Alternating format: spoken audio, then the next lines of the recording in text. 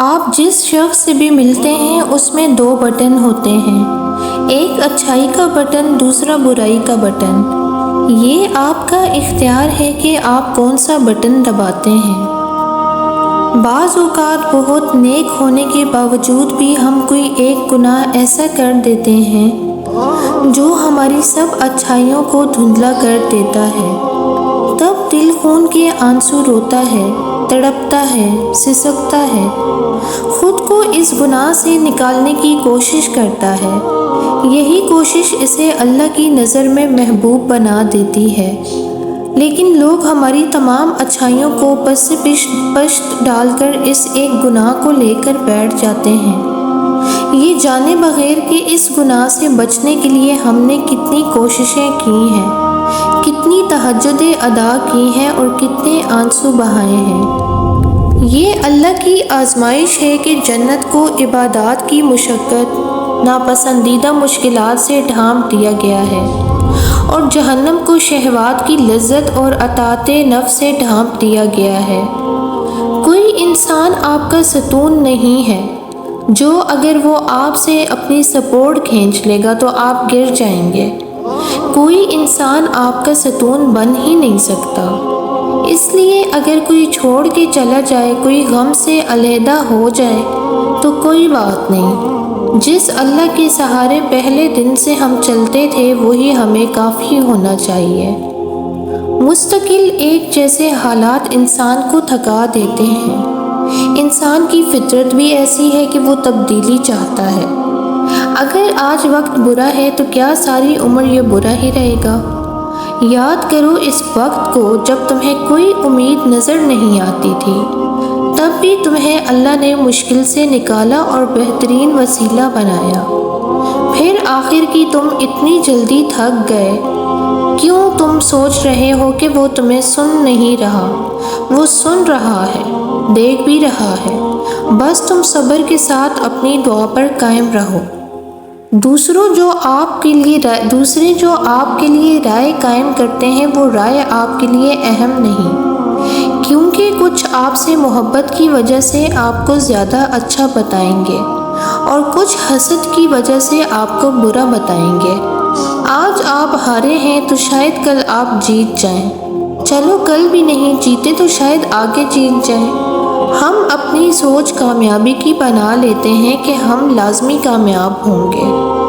ہم یہ سوچ نہیں رکھتے کہ ہم ہار سکتے ہیں، ہماری محنت ضائع بھی ہو سکتی ہے، اور محنت ضائع ہو جائے تو مایوس نہیں ہونا بلکہ آگے کے لیے اور اچھے طریقے سے تیاری کرنی ہے۔ شاید اللہ آپ کو چھوٹی نہیں بہت بڑی کامیابی دینا چاہتے ہوں۔ شاید ہار سے اللہ آپ کو آزما رہے ہوں۔ جب آزمائش پر مکمل اتر جائیں تو کامیابی اللہ آپ کے مقدر میں لکھ دیتے ہیں۔ اگر تم سب کے ساتھ اچھا کر رہے ہو مگر تمہارے ساتھ برا ہو رہا ہے تو اپنے دل میں کوئی غلط خیال یا نا امیدی لانے سے پہلے یہ یاد کر لینا، اور ہم نیکیوں کا اجر ضائع نہیں کرتے۔ زندگی بدلنے کے لیے لڑنا پڑتا ہے اور آسان کرنے کے لیے سمجھنا پڑتا ہے۔ وقت آپ کا ہے، چاہو تو سونا بنا لو یا چاہو تو سونے میں گزار دو۔ یقین کی ایک ڈور ٹوٹتی ہے تو وہ تمہیں دوسری ڈور سے فوراً جوڑ دیتا ہے۔ تم تھک کر رکتے ہو تو وہ چلنے کی ایک نئی وجہ دے دیتا ہے۔ وہ ہمیشہ تمہارے ساتھ رہتا ہے، آزمائش کے ساتھ بھی اور آزمائش کے بعد بھی۔ ہم میں سے کتنے ایسے لوگ ہیں جو قرآن سمجھنے کی کوشش ہی نہیں کرتے، کیونکہ ان کا ماننا یہ ہوتا ہے کہ یہ کام عالم دین کا ہے، عام انسانوں کا نہیں۔ کیا واقعی قرآن عام انسان کے لیے نہیں ہے؟ قرآن تو ہر اس انسان کے لیے ہے جو سمجھ بوجھ رکھنے والا ہے، جس کے پاس عقل اور دانائی جیسی قوت موجود ہے، پھر وہ عالم ہو یا نہ ہو۔ ہاں، ہمیں کسی نہ کسی استاد سے رہنمائی ضرور لینی چاہیے۔ ہمیں ابتدا کسی ایسے انسان کی مدد کے ساتھ کرنی چاہیے جس نے قرآن پڑھا ہو اور سمجھا ہو، اور جو اس کا علم رکھتا ہو۔ لیکن ایسا نہیں ہے کہ ہم لکیر کے فقیر بنے رہیں۔ ہمیں ساتھ ہی ساتھ خود بھی اس کے لیے محنت کرنی چاہیے۔ ہر مسلمان کو اس قابل ہونا چاہیے کہ وہ قرآن پڑھا سکے۔ ہر مسلمان کو اس قابل ہونا چاہیے کہ وہ قرآن کے پیغامات کا علم رکھے۔ قرآن صرف خاص لوگوں کے لیے نہیں ہے، قرآن عام لوگوں کے لیے بھی ہے۔ قرآن ہر اس انسان کے لیے ہے جو اسے پڑھنے کی کوشش کرتا ہے، لیکن ہم کوشش کریں تو تب نہ۔ ہمارے پاس تو قرآن کو ٹالنے کے بہانے ہی بہت ہیں۔ ہم اپنے پرانے غلط طور طریقوں کو بدلنا ہی نہیں چاہتے۔ ہم لوگوں کے منہ دیکھتے ہیں دین کے معاملے میں، ہم قرآن کو کہاں دیکھتے ہیں؟ آج سے اپنے اس رویے کو بدلیں اور قرآن شروع کریں۔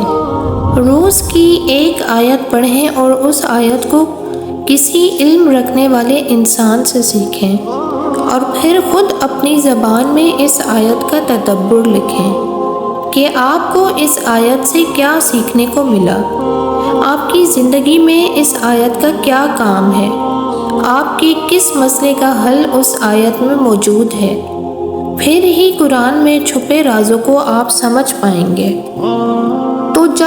تو اب جب آپ وقت پر نماز نہیں پڑھیں گے تو وقت گزرنے کے بعد ہی پڑھیں گے، اور جب وقت گزرنے کے بعد پڑھیں گے تو جلدی جلدی میں پڑھیں گے کہ اگلی نماز کا وقت نہ ہو جائے، اور ایسے نہ تو آپ نماز پڑھ کر سکون ملے گا اور نہ ہی آپ کا دل نماز میں لگے گا۔ جس کام میں ڈسپلن ہی نہیں ہوگا تو کیسے آپ توقع رکھ سکتے ہیں کہ آپ اس کام سے فائدہ پہنچے، آپ کو اس کام سے فائدہ پہنچے۔ نبی صلی اللہ علیہ وآلہ وسلم نے فرمایا کہ اللہ کی بارگاہ میں سب سے محبوب عمل وقت پر نماز پڑھنا ہے۔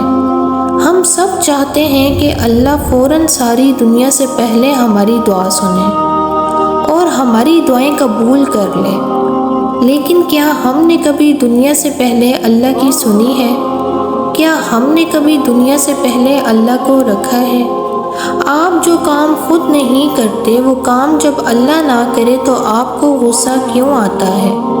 اللہ نے تو ہمیں سارے طور طریقے بتا رکھے ہیں، اللہ نے ہمیں وقت بتا رکھا ہے، یہ تو ہم ہیں جو اس وقت پر اللہ تک پہنچ ہی نہیں پاتے۔